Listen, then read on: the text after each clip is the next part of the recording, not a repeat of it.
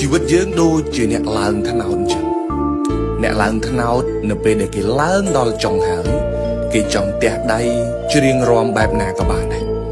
តែនៅពេលដែលយើងកំពុងតែឡើងដល់ពាក់កណ្ដាលដើមហ៊ានទៅទះដៃច្រៀងរាំដូចគេ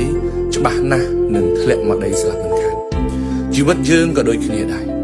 កុំឃើញគេសប្បាយឃើញគេហឺហាឃើញគេសោយសុខទៅហក់លោតសោយសុខហឺហាតាមគេពេលខ្លះសភាពការជីវិតយើងអត់ដូចជីវិតគេទេ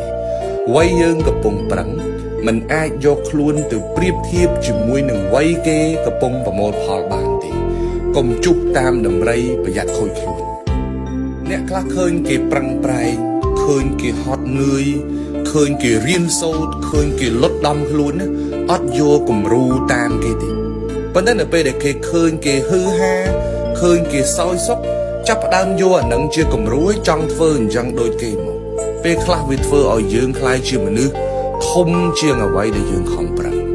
ចាស់ផ្ដាំថាកុំស៊ីតាមពោះកុំជុកតាមដំរី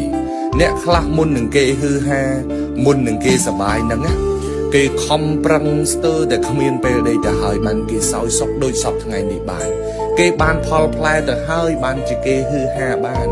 កុំចេះតែឃើញគេដើរលំហែចង់ដើរលំហែតាមគេឃើញគេសាកថ្មជីវិតចង់សាកថ្មជីវិតតាមគេទាំងអាថ្មខ្លួនឯងនឹងមិនដែលបានប្រើអីមិនតិចអានឹងគេហៅថាសបាយលើសកម្រិតហើយចាស់ថាគោលឿនជាងចតូន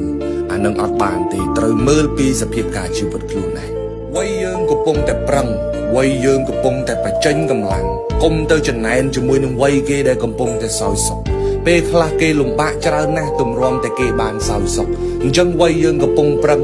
ត្រូវតែមានមោទនភាពត្រូវតែមានជំនឿចិត្តជាមួយអ្វីដែលយើងខំប្រឹងធ្វើនាពេលបច្ចុប្បន្នផ្ដោតធ្វើវាឲ្យអស់ចិត្តកុំល្វើល្វាយទៅប្រៀបធៀបជីវិតខ្លួនឯងទៅនឹងជីវិតគេអ្នកខ្លះខំប្រឹងធ្វើការបានល្អមែនតើ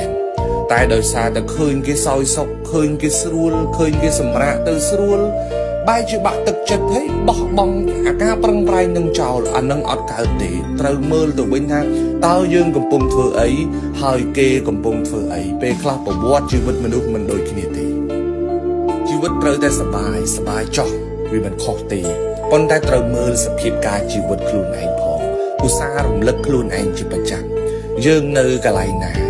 យើងកំពុងតែធ្វើអីហើយយើងគួរផ្ដោតសំខាន់ទៅលើអ្វី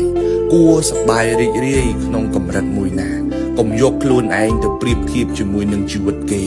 មនុស្សចេញពីប្រភពនិងស្ថានភាពមិនដូចគ្នាទេ